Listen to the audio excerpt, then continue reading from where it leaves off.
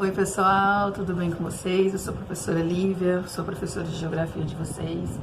Como vocês sabem, devido a essa pandemia que nós estamos enfrentando, essa pandemia de coronavírus, nós estamos impossibilitados de ter aula, presencial.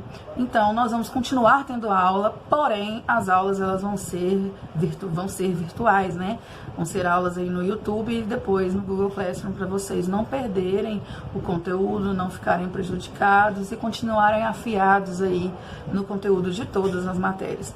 Essas videoaulas estão sendo feitas com muito carinho por todos nós, professores do colégio, e espero que vocês gostem e que vocês apreciem essas aulas junto com a gente. Então, bora estudar? Olá, tudo bem com vocês? Bom, eu vou corrigir com vocês a lista de exercícios que eu passei para vocês lá na nossa sala virtual, lá no Google Classroom. Aquela lista, vocês vão ter que me apresentar quando a gente retornar. Ela é feita no caderno, mas a correção ela vai ser feita aqui agora via Google Classroom, ok? Então, vamos lá. A número 1, ela diz assim. Sim, lembrando, eu não vou corrigir a lista inteira, porque ela é muito extensa. Eu vou corrigir apenas os exercícios que eu achar mais pertinentes. Vai ser mais da metade dos exercícios, sim, vão ser corrigidos. Mas os outros exercícios foi porque a gente já fez exercícios iguais e eu já havia corrigido antes. E já foi falado até a exaustão muitos desses exercícios que eu não vou corrigir agora com vocês. Então, vamos lá. A número 1. A número 1 fala assim. A erosão das partículas superficiais do solo pela água ou pelo vento é um fenômeno natural, embora seja influenciada pelas atividades humanas. Então, mais uma vez, a gente já sabe que a erosão ela é um processo natural de desprendimento de solo, ela vai acontecer, porém, ela é facilitada pela interferência do ser humano. O impacto no solo ele é muito maior por causa da interferência do ser humano. Então, sobre o tema, considere as seguintes afirmativas. Então, 1. Algumas atividades tradicionais no manejo da terra colocam em risco as áreas agricultáveis nos aspectos relativos à perda de nutrientes e de matéria orgânica dos solos. Sim, essa alternativa está certa.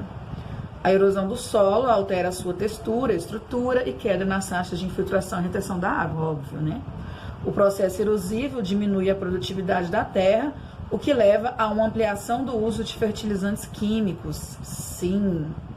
A erosão natural, acelerada por processos de natureza humana, pode transformar completamente as paisagens. Claro, sempre vai haver transformação de paisagens num processo erosivo.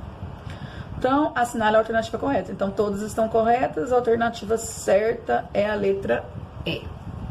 Certinho? Letra E. Todas as afirmativas são verdadeiras. Então, a 2. O solo é um componente terrestre essencial para os seres vivos e também para a realização das atividades econômicas, de forma a ser considerado um importante recurso natural. Em termos de composição geomorfológica, pode-se afirmar que os solos, ou seja, em termos de composição, de formação e de transformação de solo, o que se pode considerar? Então, a resposta certa é a letra B. Consolidam-se a partir de fatores exógenos do relevo, ou seja, o solo ele vai se formar e ele vai se transformar através de ações intempéricas, ações erosivas, através de ações que vão acontecer aqui na superfície, ou seja, fatores exógenos de relevo. Obviamente, os fatores endógenos também vão influenciar, mas a gente está falando aqui de fatores exógenos, que é a água, que é chuva, que é vento, que é a própria ação do homem, a movimentação dos seres aqui na superfície. Então, vai ser consolidada a partir daí, porque a paisagem ela é transformada durante todo o tempo, durante todo o momento, e não é sempre que a gente tem abalos sísmicos que vão realmente transformar e modificar aquela paisagem, e nem é em todo lugar. Já os fatores exógenos é todo lugar, independente se ele for um local mais alto ou um local mais baixo. A 3 está falando o seguinte: o processo de formação dos solos é relativamente lento e gradual, de forma que os elementos e as condições naturais envolvidas são fundamentais para a determinação dos tipos e características desse recurso natural. Sobre a formação do solo, também conhecida como pedogênese, é correto afirmar a letra C. Depende, entre outros fatores, da atuação dos agentes intempéricos, tais como água e vento. Mais uma vez, remete à questão acima. Então, a formação e a transformação do solo, ela vai depender dos agentes intempéricos, ou seja, dos agentes de transformação de relevo, os agentes exógenos. Então, a letra C. A 4. Solo é a camada superior da superfície terrestre, onde se fixam as plantas que dependem do seu suporte físico, água e nutrientes. Um perfil de solo é representado na figura abaixo. Sobre o perfil apresentado, é correto afirmar que... Então, a gente tem aí um solo, uma figura aí de um solo com seus horizontes. A gente sabe que os horizontes são as camadas, a camada O, A, B, C e R, e não tem o perfil aí, ele não ditou o perfil, ele só ditou as camadas. Então, ele quer saber qual é a resposta certa. A resposta certa é a letra C. O horizonte C corresponde à transição entre solo e rocha, apresentando normalmente em seu interior fragmentos de rocha não alterados. Isso aí eu já expliquei para vocês, eu já passei um vídeo para vocês sobre isso. Inclusive está lá no Google Classroom o vídeo sobre o solo. Então, o solo, o horizonte C, ele é aquele horizonte que ele está em cima da rocha matriz, é ele que vai dar a base de sustentação para os outros solos. Então, o horizonte C, ele vai ter elementos devido à lixiviação do horizonte B e vai ter elementos da rocha matriz, já que ele está acima dela. E a rocha matriz, a gente sabe que é a rocha não alterada. Então, a gente vai pular 5, não tem necessidade da gente fazer a 5. Vamos fazer a 6, então. A 6. Observe a figura adiante. No que se refere às características do horizonte do solo, é incorreto afirmar. Então, nós temos de novo aí um recorte aí de um solo. Então, ele tem aí o horizonte A1 e A2. O A1 é o horizonte O, só que ele denominou como A1. Então, é o horizonte O, A, B, C e R, novamente. Só que ele quer saber qual é a resposta incorreta. Ele quer saber qual é a errada. Por isso que a gente tem que ter muito cuidado nessas nossas leituras de questões, porque às vezes a gente erra devido ao cérebro estar mais cansado, a gente está mais com tédio, então tá maçante o exercício, aí a gente acaba errando por bobeira. Então esse exercício aí ele falou que é o incorreto, então ele quer saber qual é a errada e não qual é a certa. Então ele está indo na contramão dos outros exercícios, então vamos prestar atenção. Então, a incorreta é a letra E. O horizonte R corresponde à rocha matriz, já bastante alterada por ação erosiva natural, não. O horizonte R, ele realmente corresponde à rocha matriz, só que ela não é uma rocha matriz alterada. Ela é uma rocha inalterada. Ela só vai se alterando à medida que ela for subindo para os demais horizontes. Mas, em tese, ela é uma rocha inalterada. Ela é aquele concretão puro. Bom, agora a questão número 8. Assinale V para as frases verdadeiras e F para as frases falsas. A erosão nunca causa problemas para as embarcações que trafegam nos rios. Claro que isso é falso, porque se vai haver um derramamento de sedimentos provocados pela erosão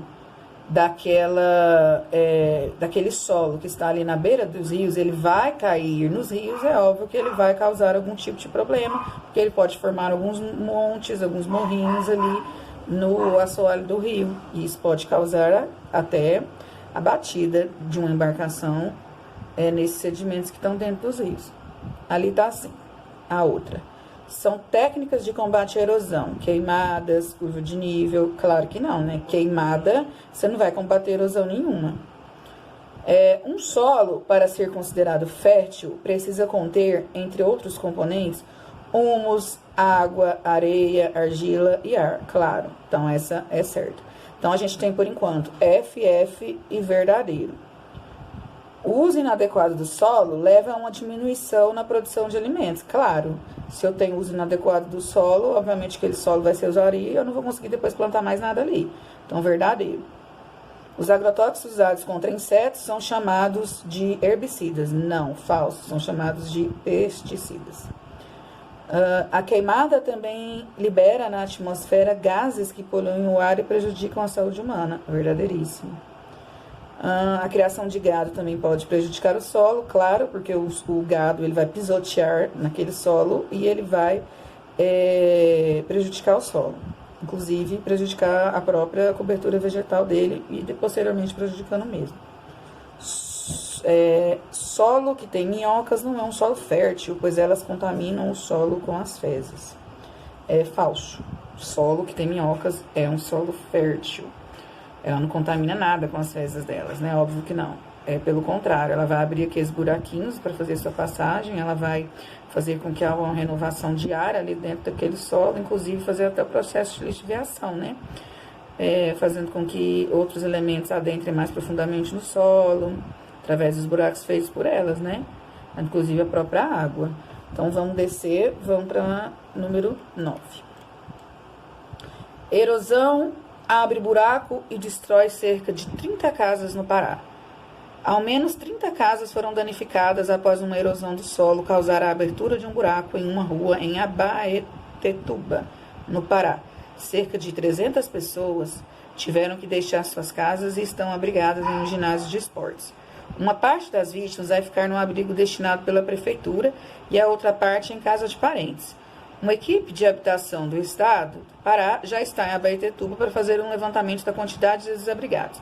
A Defesa Civil também vai fazer uma vistoria técnica na área. Segundo o Corpo de Bombeiros, o desgaste do solo pode ter sido provocado pela cheia de rio na região, resultado das fortes chuvas. Todos os moradores foram retirados das redondezas e ninguém ficou ferido. Então, o desgaste do solo foi provocado por uma cheia do rio, resultado das fortes chuvas. Então, entre os fatores que influenciaram a ocorrência da catástrofe mencionada na reportagem acima, podemos destacar o quê? Letra B. Aqui, ó. Ocorrência de erosão pluvial e fluvial. E influência das atividades antrópicas sobre o meio. Então, houve uma erosão pluvial provocada pelas chuvas, houve erosão fluvial provocada pela cheia dos rios e, obviamente, a influência das atividades antrópicas sobre o meio através da produção de lixo intenso ou do desmatamento das matas ciliares. Entendido? Então, vamos para a próxima questão. 11. Quase 300 pessoas foram prejudicadas com a erosão fluvial ocorrida neste sábado em Abaetetuba, no nordeste do estado. De acordo com a Defesa Civil, o número de famílias desalojadas ou desabrigadas chega a 67. Então, está falando aí, remetendo àquela notícia da questão 9, né? Então, a erosão fluvial, citada no texto, é um processo natural e que pode ser intensificado pelas atividades humanas, por meio do desmatamento da vegetação ciliar. Vegetação ciliar é a mesma coisa de mata ciliar. A mata ciliar é aquela mata que vai proteger o solo. Ela tem a mesma função que os nossos cílios têm. Os cílios protegem os nossos olhos das impurezas. Então, a mata ciliar, ela vai proteger os rios, né, dos detritos vindos dos relevos mais acima. Então, ela tem a mesma função, por isso ela é chamada de mata ciliar. Então, quando eu tiro essa proteção, essa mata ciliar, eu estou desprotegendo o rio. E ele vai ficar mais suscetível à tal da erosão fluvial. Então, a retirada dessa vegetação próxima ao curso do rio, ela é muito prejudicial. Porque eu vou estar desprotegendo o rio. Então, agora vamos para a questão 14. A questão 14, ela tem uma imagem aí que a gente tem que analisar. Então, a erosão de solos causa prejuízos econômicos e sociais em várias partes do Brasil e do mundo. Seu controle é um desafio que se impõe de forma crescente, principalmente em países pobres. Observe a ilustração abaixo, que indica a intensidade da erosão anual do solo em diferentes áreas. Então, eu tenho aí uma ilustração que me mostra áreas diferentes de como este solo está dentro dessas áreas diferentes. Então, eu tenho área 1, área 2, área 3, área 4. A área 1 eu tenho uma mata, vegetação natural. A área 2 eu tenho uma pastagem, ou seja, pisoteamento do gado. A área 3 eu tenho cafezal. E a área 4 algodoal, ou seja, prática de monocultura, que ela é prejudicial ao solo. Então, já teve aí da área 2 a 4, você já teve aí a intervenção do homem. Então, comparação da erosão do solo em diferentes áreas ao longo do ano. Tá. Então, letra A. Explique por que a área 1 apresenta menores perdas de solo em função da erosão. Ela perdeu apenas 4 quilos por hectare, enquanto as outras perdeu aí na casa dos milhares, né, de percas de solo. Então, por que a área 1 vai apresentar menores percas de solo em função da erosão? Porque ela está protegida pela mata. Tem uma vegetação natural que está encobrindo aquele solo, então ela está protegida da velocidade da chuva, da força da água. Então, ela está protegida de N fatores. Então, ela está com a sua cobertura vegetal natural. Então, essas árvores grandes que a gente vê aí, ela vai servir como uma forma de para-choque, porque ela vai conter não só a velocidade da chuva e da força, mas os detritos que vão vir de áreas posteriores. De áreas anteriores. Então, essas áreas que estão lá atrás, com a chuva, com o vento, com a força da água, com o transporte, ela vai chegar com menor incidência nessa área da região 1, já que ela vai ter essas árvores servindo como um para-choque protetor desses detritos, que não vai chegar e não vai varrer o terreno, como nas outras áreas que estão mais desprotegidas. Então, letra B. No contexto das práticas agrícolas, cite e caracterize 4 técnicas de plantio que diminuem a ação erosiva do solo. Então, as 4 técnicas de plantio que eu quero que vocês coloquem aí são as seguintes: é o terraceamento, é o plantio direto, é a rotação de culturas e o afolhamento. Entendido? Então, agora a gente vai ver um por um dessas técnicas de manejo do solo, para fazer com que o solo, apesar de eu plantar neste solo e desgastá-lo, eu desgaste menos, fazendo assim não só um desgaste menor do solo, mas também menos prejuízos para mim que sou agricultor, porque eu não quero ter prejuízo, certo? Eu, como um grande exportador, ou eu como um grande produtor local, eu não quero ter prejuízo. Então, essas são as técnicas que eu vou falar para vocês. Vamos lá para as 4 técnicas para o melhor manejo do solo na agricultura. Então, eu tenho aí rotação de culturas que eu estava falando para vocês. Então, eu vou ler para vocês aqui um resuminho que eu fiz, que vocês podem, inclusive, ir pausando aí e anotando no caderno de vocês. Então, eu quero estes apontamentos aqui que eu fiz no caderno de vocês. Então, além de ficar na lista como resposta, eu também quero no caderno de vocês ali como se fosse um texto, como se eu tivesse passado no quadro, por exemplo. Então, rotação de culturas. É uma técnica de conservação que visa diminuir a exaustão do solo. Eu vou trocando as culturas, ou seja, o plantio de lugar a cada novo ciclo. Depois da colheita, eu planto outra coisa. Eu divido o terreno em 2 ou mais partes e vou fazendo rodízio. O que quer dizer isso? Rotação de culturas. Culturas são as plantações, as sementes que eu plantei lá.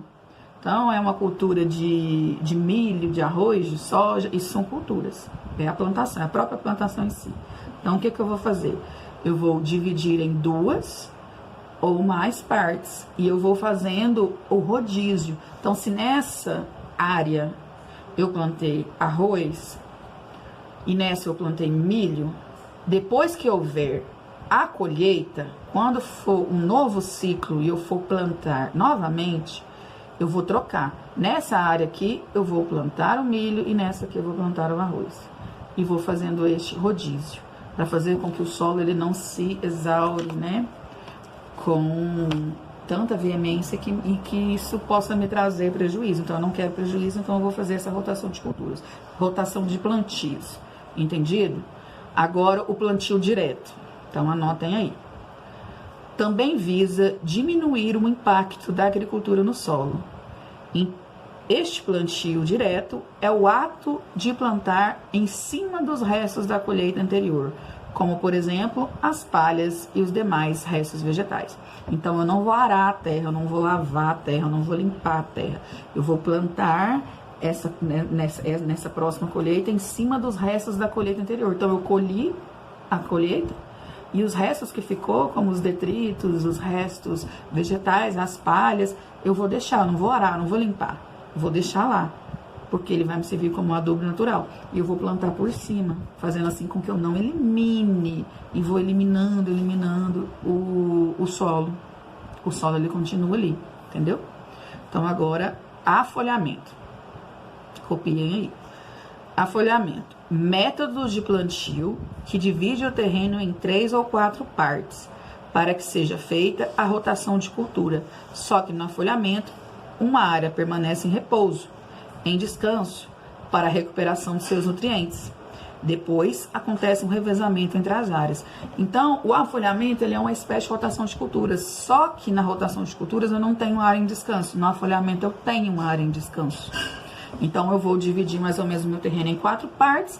Então, eu vou plantar, por exemplo, milho, arroz, soja. E essa aqui de baixo, nesse quadrado, eu vou deixar em repouso. Depois eu vou trocar.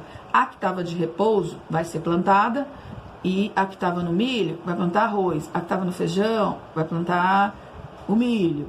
E assim sucessivamente. Eu vou fazendo esse rodízio, mas sempre deixando uma em repouso. Essa é a diferença da rotação de culturas para o afolhamento. O afolhamento tem a área em repouso e é geralmente feita em 4, de 3 a 4 partes. Ou a rotação de culturas pode ser feita em 2. O afolhamento não, tem que ser de 3 a mais. Então, geralmente é de 3 a 4 partes que eu vou dividir o meu terreno nesse quadrante e vou plantando coisas diferentes, porque o solo vai exigir daquela plantação coisas diferentes, nutrientes diferentes. Então, isso é para práticas de policultura, porque a gente sabe que práticas de monocultura, ele agride mais o solo. Então, não é possível você fazer esse tipo de coisa, nem rotação de culturas, nem afolhamento em áreas de monocultura, então é policultura. Então, e por último, o terraceamento. Terraceamento, vamos lá. Técnica agrícola para conservação do solo, empregada em terrenos inclinados para controlar a erosão hídrica causada pelo escoamento da água. A plantação será feita em degraus ou rampas. Com isso, a água da chuva, ao escoar, perde sua força e velocidade, removendo menos sedimentos e causando menos impactos ao solo. Então, eu tenho um terreno íngreme, eu tenho um terreno acidentado. Esse terreno, eu vou fazer ele a plantação em degraus ou em rampas, em linhas, né? Cada linha, cada degrau, eu vou plantar até chegar até lá embaixo, na área mais plana, fazendo assim com que o impacto das chuvas, da água, ele não seja tão forte. Então, ele não vai chegar aqui e vai varrer tudo. Ele vai chegar e ele vai passando pelos degraus, fazendo processo de lixiviação, de renovação, até chegar aqui. Entendido? Então, essa técnica de terraceamento, ela é em terrenos íngremes, né, acidentados, então em terrenos mais montanhosos. Então, a gente tem muito essa prática ali nos países incas ali, né, que tiveram a civilização inca. Inclusive, foram eles que criaram essa técnica de terraceamento, porque eles plantavam ali nas cordilheiras dos Andes.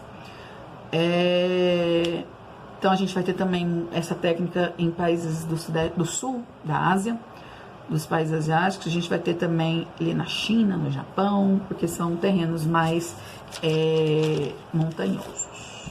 Ok? Então, vamos para a próxima questão. Bom, vamos para a questão 27. Está dizendo assim: o perfil topográfico abaixo, ou seja, o perfil de relevo abaixo, apresenta alguns aspectos estruturais da vegetação nativa e do comportamento dos totais anuais de chuva em um segmento que se estende do litoral até os contrafortes da Serra da Mantiqueira.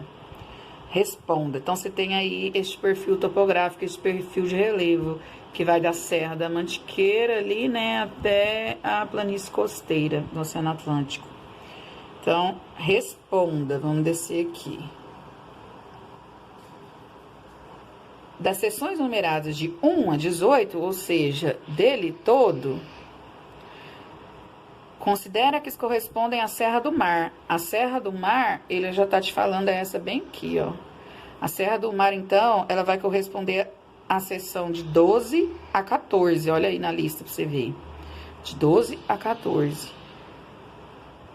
Então, você vai identificar onde tendo em vista os fatores naturais, os processos erosivos podem ser mais frequentes e intensos. Então, depois que você identificou onde está a Serra do Mar, você vai colocar aí que as seções numeradas que correspondem à Serra do Mar são as de 12 a 14. Aí você vai para a pergunta propriamente dita, né? Onde esses processos, dentro dessa seção 12 a 14, onde esses processos de erosão podem ser mais frequentes? Onde eles podem ser mais frequentes? Na seção 14, que é essa seção aqui de encosta, ó. Repare que essa é a seção 14, é a seção de encosta. Então, você vai colocar aí que aquela que vai apresentar maior possibilidade de processos erosivos é a de número 14. Entendeu? Porque ela possui um terreno mais íngreme, mais acidentado. E você percebe que o índice pluviométrico aí é mais elevado, ó. Você repara aí que tá chovendo bastante nessa região. A chuva, ela chega com maior intensidade nessas áreas de terreno acidentado.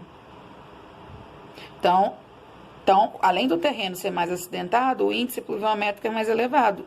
Ou seja, é uma área mais propensa a deslizamentos de terra, ou seja, erosão. Então, vamos para a próxima questão. A próxima questão é 29. A 28 a gente já fez no exercício, Ravina Vossoroca, já foi explicado para vocês na sala, demasiadamente. Então, vocês já estão sacando já. Então, vamos para a 29. Pra gente não perder tanto tempo assim e a gente já entrar em matéria nova posteriormente. Então, a 29. Caracteriza solos eluviais de solos aluviais. O que significa? Quanto à origem, os solos, eles são classificados dessa maneira, de eluviais e aluviais. Então, os solos eluviais, eles são solos que eles se formam e se transformam por rochas encontradas no próprio local de formação, ou seja, você vai ter uma autotransformação. Então, um macetinho para vocês não errarem, não confundirem na hora da prova, colocarem o que é eluvial no lugar de aluvial, porque são nomes muito parecidos. Lembra de eu, eluviais, não começa com lembra de eu. Então, eluviais, os solos eles vão se formar, se transformar por rochas encontradas no próprio local de formação. Então, é autotransformação, lembra de eu, ok? Agora, os aluviais, você vai lembrar de alguém, ou seja, outra pessoa. Então, o A você lembra de alguém, o E, aluviais você lembra de eu, próprio local de formação. Aluviais, você lembra de alguém, ou seja, em outro local de formação. Então, o que são os aluviais? Quando os solos se formam e se transformam por rochas localizadas em outros lugares, graças à ação da água e dos ventos, que vão transportar esses sedimentos para outro local. Então, vêm sedimentos de outros locais e que se fixam e se aglutinam em outros solos, formando assim os solos aluviais. Vão ser transformados por ações de outros solos. Entendido? Então, esses são os solos eluviais e aluviais.